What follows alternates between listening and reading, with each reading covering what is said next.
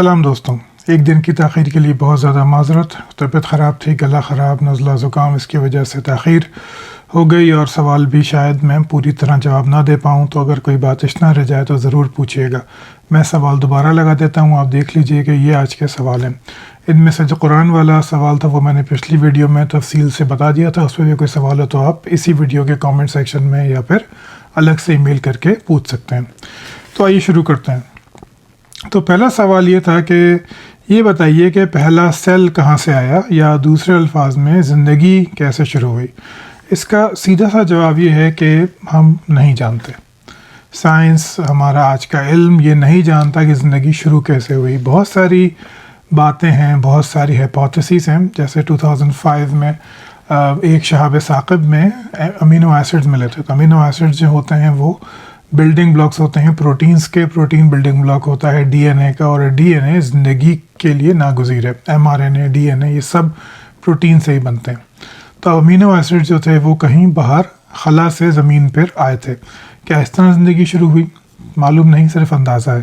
یہ سوال عموماً مذہبی لوگ جب پوچھتے ہیں، جب وہ یہ کہنا چاہتے ہیں کہ دیکھو سائنس نہیں جانتی کہ زندگی کہاں سے شروع ہوئی تھی، لیکن مذہب جانتا ہے کہ خدا نے زندگی بنائی تھی۔ اب میں چاہتا ہوں کہ جو بھی یہ سوال پوچھنے والے صاحب ہیں اور باقی لوگ بھی تھوڑی دیر کے لیے یہ اس بات پہ غور کیجیے جب میں کہنے والا ہوں۔ جب ہم یہ کہتے ہیں کہ ہم نہیں جانتے، اور جب ہم یہ کہتے ہیں کہ خدا نے بنایا ہے، ان دونوں جملوں میں کوئی فرق نہیں ہوتا۔ میں دوبارہ سمجھاتا ہوں۔ جب ہم یہ کہیں کہ کوئی فریج ہے جیسے، اور آپ یہ کہیں کہ یہ فریج کس نے بنایا ہے، میں آپ کو جواب دوں کہ میں نہیں جانتا، اور دوسرا بندہ یہ کہے کہ یہ فریج خدا نے بنایا ہے، تو جو سوال پوچھنے والا ہے اس کے علم میں کوئی بھی اضافہ نہیں ہوا، یعنی کہ وہ بالکل نہیں جانتا کہ یہ فریج کس نے بنایا ہے یا کیسے بنایا ہے۔ بالکل اسی طرح جب ہم یہ کہتے ہیں کہ زندگی کی ابتدا خدا نے کی تھی، یا سائنس کہتی ہے کہ زندگی کی ابتدا کیسے ہوئی، ہم نہیں جانتے، دونوں سوالوں کا مطلب بالکل ایک ہی ہوتا ہے۔ دوسرے الفاظ میں جو میں رچرڈ ڈاکنز سے مستعار لے رہا ہوں وہ یہ ہیں کہ جب ہم کسی چیز کے بارے میں یہ دعویٰ کرتے ہیں کہ خدا نے کی ہے، خدا نے بنایا ہے، خدا نے پیدا کیا ہے، تو اس سے ہمارے علم میں کوئی بھی اضافہ نہیں ہوتا۔ دھیان رکھیے، میں علم میں اضافے کی بات کر رہا ہوں، ایمان میں نہیں۔ ایمان بن دیکھے چیز سے، یا اس ایسے چیز کو کہتے ہیں جس کے لیے ہمارے پاس کوئی دلیل نہ ہو، وہ ایمان ہوتا ہے۔ علم وہ ہوتا ہے جس کو ہم جانتے ہیں، سمجھتے ہیں، پرکھتے ہیں، مشاہدے تجربے میں لاتے ہیں۔ تو آپ یہ مانتے ہیں کہ یہ خدا نے بنایا ہے، میں یہ مانتا ہوں کہ ہمیں نہیں معلوم۔ دونوں چیزوں میں جواب ایک ہی ہے، نہ میں جانتا ہوں اور نہ ہی آپ جانتے ہیں۔ اب اگر ہم کہیں خدا نے بنایا ہے، تو اس پہ ہم اگر باقی مذاہب میں دیکھیں، باقی سویلائزیشنز میں دیکھیں، تو بہت سارے ڈیفرنٹ کانسیپٹس تھے۔ میسوپوٹیمیا میں یہ مانا جاتا تھا کہ انسان کو ایک خدا نے دوسرے خدا کو مار کر اس کے خون کو مٹی کے ساتھ گوندھ کے بنایا ہے۔ ایجپشنز بھی یہی مانتے تھے کہ خدا نے انسان کو مٹی سے بنایا ہے، کلے سے بنایا ہے۔ گریک بھی یہی مانتے تھے کہ خدا نے انسان کو مٹی سے بنایا ہے، اور اس میں گاڈس ایتھنا نے پھر روح پھونکی ہے۔ جو نورڈز پیپل تھے، یعنی جو وائکنگز کے زمانے میں ہوتے تھے، وہ یہ مانتے تھے کہ خدا نے انسان کو لکڑی کی ٹہنی سے بنایا ہے کسی ساحل سمندر کے کنارے۔ اور اس کے علاوہ اگر ہم مزید دیکھیں تو ہندوازم میں یہ مانا جاتا ہے کہ یہ انسان جو ہیں یہ برہما یعنی کہ کریٹر گاڈ کا خیال ہے، اس نے سوچا انسان کو اور وہ متشکل ہو گیا۔ ان سب چیزوں میں آپ دیکھیں تو آپ یہ تو کہہ سکتے ہیں کہ ارے دیکھو سارے مذاہب یہ مانتے تھے کہ خدا نے انسان کو مٹی سے بنایا ہے، تو کوئی پرانا پیغمبر ضرور ہوگا جس نے یہ بات بتائی تھی۔ ایسی بات بالکل بھی نہیں ہے۔ جس زمانے میں یہ مذاہب پیدا ہوئے، اس زمانے میں انسان مٹی سے چیزیں بنانا، ان کو آگ پر پکا کر سخت کرنا، واٹر پروف کرنا سیکھ چکا تھا، تو اس نے اپنے اپنے خداؤں کے سر یہی ڈال دیا کہ بھائی انہوں نے مٹی سے انسان کو بنایا ہے، کیونکہ یہی وہ جانتا تھا، اس کی علم کی حد وہی تھی۔ تو ہر جگہ ہمیں یہی کہانی ملتی ہے، لیکن خدا الگ الگ ملتے ہیں، کریشن کے اسٹیپس الگ الگ ہوتے ہیں۔ مثال کے طور پہ اگر ہم بات کریں نوٹس کی، یا ہم بات کریں گریکس کی، تو وہاں پہ مٹی کے ساتھ ان فصلوں کا ذکر بھی ملتا ہے جو وہاں پہ ہوتی تھی۔ کہیں پہ کارن تھا، کہیں پہ ویٹ تھا، اس کو کلے میں ملا کے یا کیچڑ میں ملا کے انسان کی تخلیق کی گئی۔ تو یہ کریشن سٹوریز ہیں، ہر مذہب میں ہوتی ہیں، اسلام میں بھی ہیں۔ اب اس کو آپ درست مان لیجئے تو آپ مان لیجئے، لیکن بات وہی ہے کہ خدا نے بنایا ہے یا سائنس کہے کہ میں نہیں جانتی، دونوں باتوں میں کوئی فرق نہیں ہے، اس پہ غور کیجیے گا۔ آگے چلتے ہیں۔ دوسرا سوال یہ ہے کہ پرانے زمانے کے جینیس لوگ جیسے امام ابو حنیفہ وغیرہ کیوں خدا کو مانتے تھے؟ یہ اچھا سوال ہے۔ پہلے تو یہ دیکھ لیجئے کہ جب ہم یہ کہتے ہیں کہ پرانے جینیس لوگ کیوں مانتے تھے، تو اس کے ساتھ ہمیں اس سوال کا دوسرا حصہ بھی ہوتا ہے۔ اس سوال کا دوسرا حصہ یہ ہوتا ہے کہ پرانے زمانے کے جینیس لوگ اتنے دوسرے احمقانہ خیالوں کو بھی درست کیوں مانتے تھے۔ یہ دونوں سوال اہم ہیں کہ خدا کو کیوں مانتے تھے اور باقی احمقانہ باتوں کو کیوں مانتے تھے۔ چند مثالیں دیتا ہوں کہ ایرسٹوٹل کا یہ ماننا تھا کہ ارسطو جو فلسفے کا بانی ہے، آج بھی فلسفہ ڈیوائیڈ ہوتا ہے ارسطو میں اور پلاٹو میں، افلاطون میں، تو وہ یہ مانتا تھا کہ جو عورت ہے وہ ایک ڈیفارمڈ یعنی نامکمل آدمی ہے، یعنی کہ جو بچہ نامکمل رہ جاتا ہے ماں کے پیٹ میں وہ عورت بن جاتا ہے۔ ایبسرڈ تھاٹ ہے لیکن ایرسٹوٹل مانتا تھا۔ نیوٹن یہ مانتا تھا کہ الکیمی موجود ہے۔ الکیمی یہ علم کے کسی بھی دھات کو سونے میں تبدیل کیا جائے، علم کیمیا جس کو کہا جاتا ہے فارسی میں اور اردو میں، نیوٹن اس کو مانتا تھا۔ اگر میں آپ کو بات بتاؤں ڈیکارٹ کی، جس نے بہت ہی مشہور بات کی تھی کوگیٹو ارگو سم، I think therefore I am, پورے فلسفے کی بنیاد رکھی اس نے، وہ یہ مانتا تھا کہ جانوروں کو درد نہیں ہوتا، وہ تکلیف محسوس نہیں کر سکتے کیونکہ ان میں روح نہیں ہوتی، ڈیکارٹ ہی مانتا تھا۔ آخری مثال میں آپ کو دیتا ہوں تھامس ایڈیسن کی۔ تھامس ایڈیسن جو ذہین ترین انسان تھا، جس کی وجہ سے آج روشنی کو ہم دیکھ سکتے ہیں، بجلی کو قید کر سکتے ہیں اپنی مشینوں میں، آلات میں روشن کر سکتے ہیں اپنے گھر، وہ یہ مانتا تھا کہ ایک آفٹر لائف ہوتی ہے۔ اس نے ایک اسپرٹ ٹیلی فون، ایک اسپرٹ ریسیور بنانے کی کوشش کی تھی کہ وہ ہم روحوں سے مکالمہ کر سکے۔ یہ کوئی ووڈو میجک نہیں تھا، یہ بالکل اس زمانے کی سائنس تھی۔ اس نے بالکل سوچا تھا کہ لاشوں پہ اگر میں ایک ریسیور وغیرہ لگاؤں کسی طریقے پہ دماغ کے آس پاس، سر کے آس پاس، تو ہم ان کی آوازیں سن پائیں گے دوسری دنیا کی، تو وہ یہ مانتا تھا۔ اور پھر میں آپ کو ایک چھوٹی سی کہانی سناتا ہوں۔ جب آئنسٹائن نے اپنی جنرل ریلیٹیوٹی کی تھیوری پیش کی تو دنیا ہل گئی۔ پھر آئنسٹائن کو یہ بتایا گیا کہ بھائی اگر یہ تمہاری تھیوری درست ہے تو پھر اس کا مطلب ہے کہ کائنات تو پھیل رہی ہے۔ جب وہ پھیل رہی ہے تو اس کا مطلب ہے کسی نقطے سے پھیلنی شروع ہوئی ہوگی۔ اس وقت یعنی کہ 18ویں صدی کے بعد یہ تصور عام تھا کہ کائنات اسٹیٹک اسٹیٹ میں ہے، یعنی اسٹیڈی اسٹیٹ میں ہے، بن گئی، تبدیلیوں سے گزری، لیکن اب وہ اس میں تبدیلیاں نہیں ہو رہی، اب وہ ایک اسٹیڈی اسٹیٹ کے اندر ہے، یعنی اسٹیٹک یونیورس ہے۔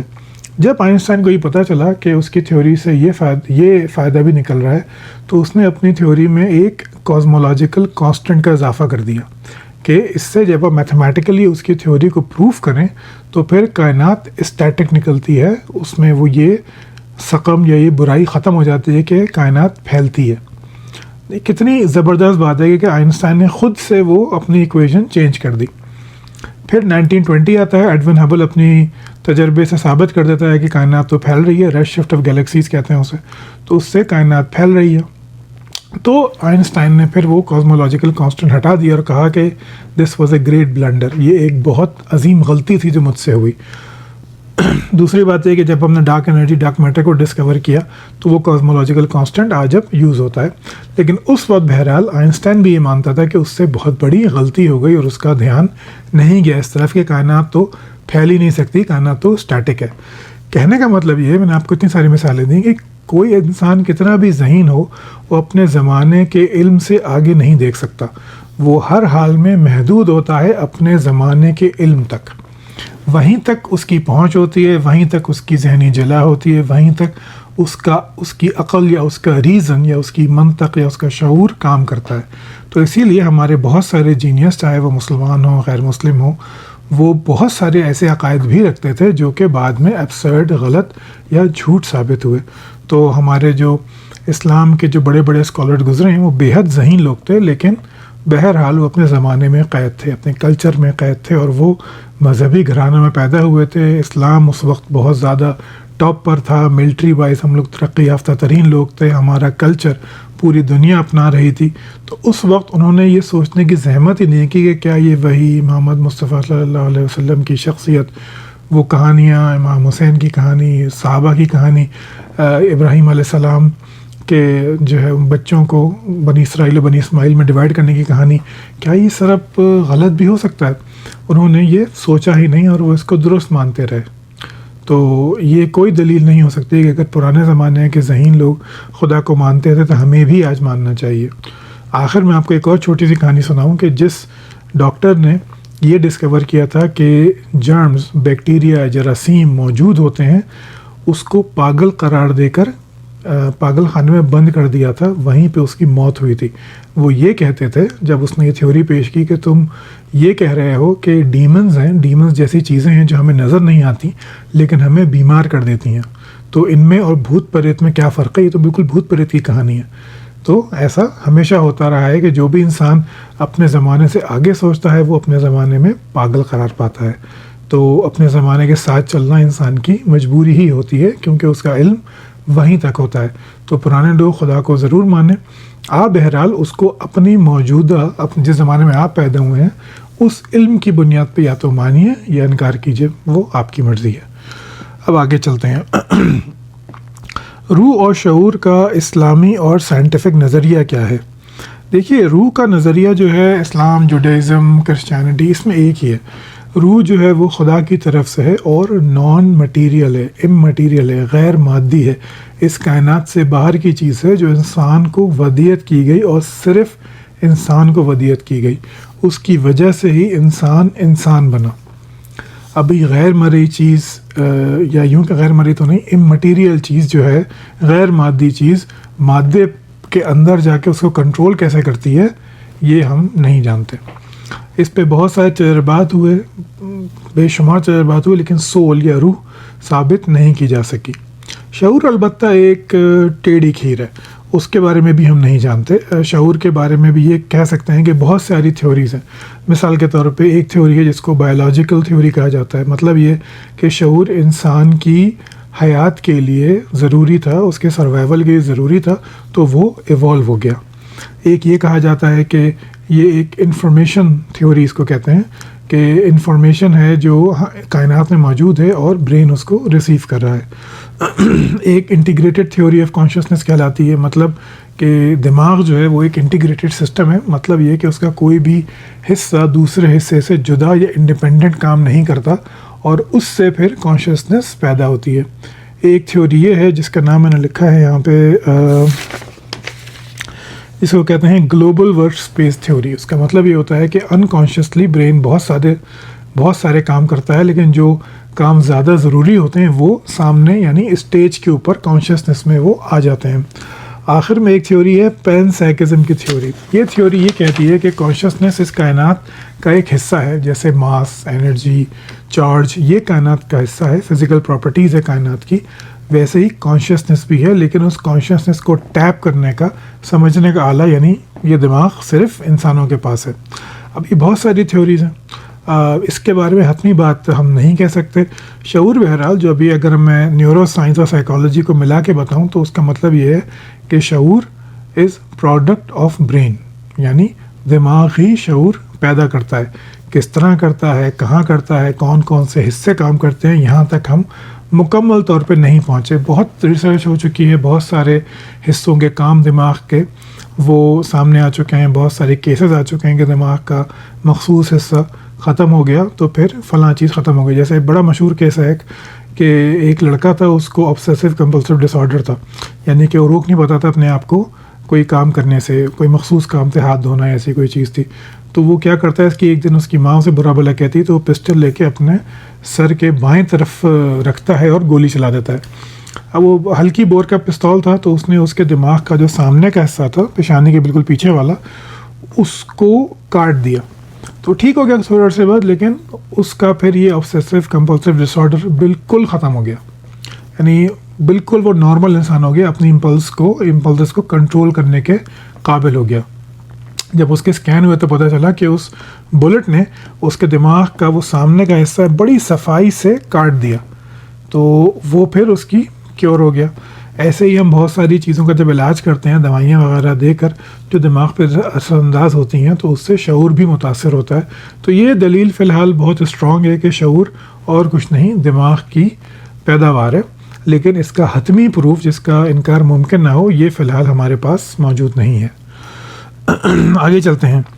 مسلمان لوگ اسلام پہ عمل کرتے ہیں، اسلام کو مانتے ہیں اور دل و جان سے اس کی فائدے بیان کرتے ہیں، لیکن وہ دوزخ میں لے جانے والے اعمال کیوں کرتے ہیں؟ یعنی دیکھیے، اب یہ یوں کہنا چاہیے کہ جب اگر آپ دین کو مانتے ہیں تو پھر آپ جو ہے وہ گناہ کے کام کیوں کرتے ہیں؟ یہ صرف مسلمانوں تک نہیں ہے، یہ ہر شعبے میں ایسے ہی ہے۔ بہت سارے ڈاکٹر ہیں لیکن سگریٹ پیتے ہیں، بہت سارے لوگ جو ہیں وہ کوئی اور کام کرتے ہیں لیکن ان میں حفاظتی تدابیر، مطلب کوئی ٹریفک کانسٹیبل ہے وہ دن رات حادثے دیکھتا ہے لیکن وہ سیٹ بیلٹ نہیں پہنتا۔ بہت سارے جو ہوائی جہاز کے پائلٹ ہیں وہ جانتے ہیں کہ بالکل موت ہے اگر ان کی ایک بھی غلطی ہو جائے، لیکن وہ پھر بھی اپنا کام لاپرواہی سے کرتے ہیں۔ تو یہ صرف مسلمانوں کے ساتھ نہیں، لیکن بات پھر بھی وہی ہے، اصل سوال یہ ہے کہ کسی چیز پہ یقین کے دعوے کے باوجود بھی ہم غلط کام کیوں کرتے ہیں؟ اس کا تعلق بیسکلی سائیکالوجی سے ہے۔ اسلام نے انسان کا جو مسئلہ ہے وہ ہے ٹیمپٹیشن، لسٹ اور گریڈ۔ اس کے دل میں بہت زیادہ ٹیمپٹیشنز پیدا ہوتی ہیں، اس کے دل میں خواہشات پیدا ہوتی ہیں جس سے لڑنا اس کے لیے ہمیشہ ممکن نہیں ہوتا۔ پھر لسٹ ہوتی ہے، کسی چیز کی چاہ ہوتی ہے، کسی چیز کو پانے کا شوق ہوتا ہے، جنون ہوتا ہے۔ بہت ساری چیزیں ہو سکتی ہیں، کوئی محبوب ہو سکتا ہے، گاڑی ہو سکتی ہے، عہدہ ہو سکتا ہے، طاقت ہو سکتی ہے، پیسہ ہو سکتا ہے، کوئی بھی چیز ہو سکتی ہے، تو اس میں وہ پانے کا شوق ہوتا ہے۔ اور گریڈ یعنی لالچ ہوتی ہے، آپ کو اتنا مل گیا کہ آپ جو ہے وہ بھی، جیسے ایلون مسک ہے، اس کے پاس اس قدر دولت ہے کہ اگر وہ صبح سے لے کے رات تک بھی خرچ کرے تب بھی وہ اس کے مطلب وہ خرچ نہیں کر سکتا۔ ہمارے بہت سارے سیاستدان، علماء وغیرہ، ان کے پاس بھی اس قدر مال ہے کہ وہ اپنی عمریں نہیں ہیں ان کے پاس کہ اس کو خرچ کر سکیں، ان کے اولاد کے پاس بھی اتنی عمریں نہیں ہیں کہ اس کو خرچ کر سکیں، لیکن پھر بھی مزید پیسہ کمانے کی حرص ہے۔ تو یہ ایک انسان کی بات ہے۔ اس میں اور چیزیں بھی ہیں۔ بہت سارے مسلمان یا کوئی اور مذہبی لوگ جو ہیں وہ کلچرل ہوتے ہیں، یعنی وہ پیدا ہو گئے اس ریلیجن میں تو وہ اس کو مانتے ہیں، لیکن وہ کنوکشن کے ساتھ مسلمان نہیں ہوئے ہوتے، یا کنوکشن کے ساتھ کرسچن یا ہندو نہیں ہوئے ہوتے۔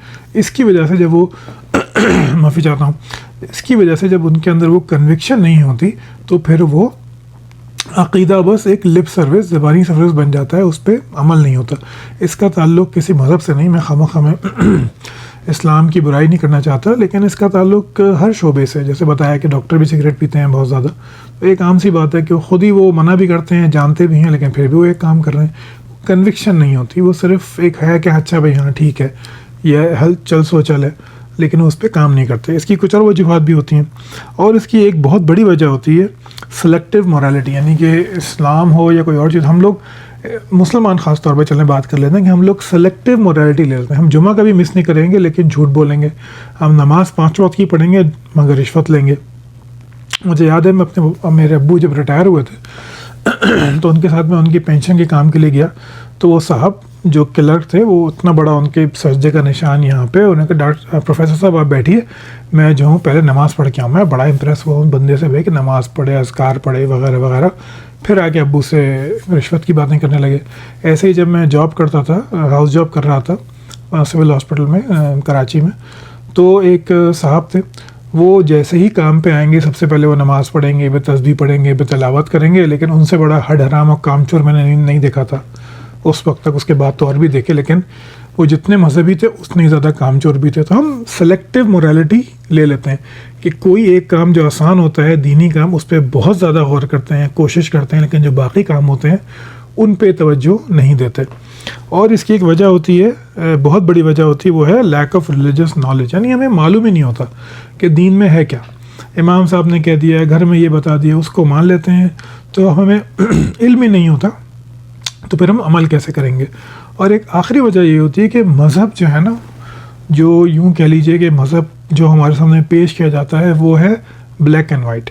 آپ کو اگر اسلام کی اینک آپ نے پہنی ہوئی ہے تو آپ کو دنیا بلیک اور وائٹ دکھے گی، حالانکہ زندگی ایسی ہوتی نہیں، زندگی گرے ہوتی ہے، بہت ساری چیزیں ہوتی ہیں۔ اگر ہم کسی کو دیکھتے ہیں کوئی برا کام کرتے ہوئے تو یہ ضروری نہیں ہے کہ وہ دین پہ عمل نہیں کر رہا ہے، اس کی کوئی مجبوری ہو سکتی ہے، علم کی کمی ہو سکتی ہے، یا لسٹ ہے، گریڈ ہے، یا اپنے پہ قابو نہیں پایا جاتا۔ لیکن چونکہ دین آپ کو بالکل بلیک اینڈ وائٹ کر کے دنیا دکھاتا ہے کہ یا تو یہ ہے جو حرام ہے یا پھر یہ حلال ہے، تو اس وجہ سے جو ہے وہ اکثر انسان دین پہ عمل نہیں کر پاتے۔ اسی لیے اسی چیز کی وجہ سے یہ جو مکروہ تحریمی، مکروہ تنزیہی، یہ سب اصطلاحیں ایجاد کی گئی ہیں، یہ فقہ حنفی کی اصطلاحیں ہیں اور کسی مذہب میں نہیں ہیں، نہ یہ قرآن حدیث میں بیان ہوئی ہیں۔ اس کی وجہ بھی یہی ہے کہ وہ گرے ایریا زندگی میں مینٹین رکھا جائے کہ اچھا بھائی یہ کام تمہیں کرنا ہی ہے تو کر لو، لیکن یہ کراہت ہے، اس میں ناپسندیدگی ہے، یہ مکروہ تنزیہی ہے، یہ مکروہ تحریمی ہے۔ یہ بھی لائف کے اسی گرے ایریا کو آئیڈینٹیفائی کرنے کے لیے ہے کہ زندگی بلیک اینڈ وائٹ نہیں ہوتی۔ چلیے جواب تھوڑا لمبا ہو گیا، اب آگے چلتے ہیں۔ اس کے علاوہ یہ ہے کہ مذہب کسی کا بھی مسئلہ نہیں ہے، لیکن مسلمان مذہب کے بارے میں جذباتی بہت زیادہ ہیں۔ اس کا دیکھیے، جب آپ کوئی بھی چیز اپنی شناخت بنا لیتے ہیں تو وہ آپ کے لیے زندگی موت کا مسئلہ بن جاتا ہے۔ پاکستانیوں مسلمانوں کے ساتھ خاص طور پہ ایسا ہی ہوا ہے کہ ہم کو یہ گولی فٹ کی جاتی رہی ہے کہ اسلام کا قلعہ ہے، اسلام کے لیے بنایا ہے، اور رسول اللہ نے خواب میں آ کے فلاں اور فلاں کو بشارت دی تھی کہ جنت میں باتیں ہو رہی ہیں مسلمان پاکستان کے بننے کی، پاکستان شب قدر میں وجود میں آیا ہے، پتہ نہیں کیا کیا۔ تو اس سے ریلیجن آپ کی آئیڈینٹی بن گیا ہے۔ تو جب بھی چاہے آپ کتنے بھی کرپٹ ہوں، کچھ بھی ہوں، اگر آپ کی آئیڈینٹی پہ بات آئے گی تو پھر آپ آپے سے باہر ہوں گے۔ اس کو آپ دیکھیے سندھی مہاجر کے تناظر میں جو جھگڑے پہلے ہوتے تھے، سندھی پنجابی کے تناظر میں، یا باقی کسی لسانی بنیاد پہ آپ دیکھیے کہ اچھے خاصے انسان ہیں، پڑھے لکھے لوگ ہیں، لیکن صرف اس بات پہ کہ آپ ہجرت کر کے آئے تھے انڈیا سے اور میں یہیں پیدا ہوا تھا، آپ اردو بولتے ہیں، میں سندھی بولتا ہوں، آپ ایک دوسرے کے خون کے پیاسے تھے۔ اور یہ اب تو خیر بہت کم ہو گیا، لیکن جب میں چھوٹا تھا تو بہت زیادہ ہوتا تھا۔ آپ سیاسی جماعتوں میں دیکھ لیجئے کہ ایک ہی گھر کے لوگ ہیں، ایک ہی خاندان کے لوگ ہیں، لیکن ایک پی ٹی آئی کا ہے، ایک نون لیگ کا ہے تو بات چیت بند ہے، ایک دیوبندی ہے ایک دیوبندی ہے، ایک بریلوی ہے تو رشتہ نہیں ہوتا۔ تو جو بھی چیز آپ آئیڈینٹی بنا لیں گے وہ آپ کی زندگی موت کا مسئلہ بن جائے گا، اس بات سے قطع نظر کہ آپ اس پہ خود کتنے زیادہ عامل ہیں یا عمل کرنے والے ہیں۔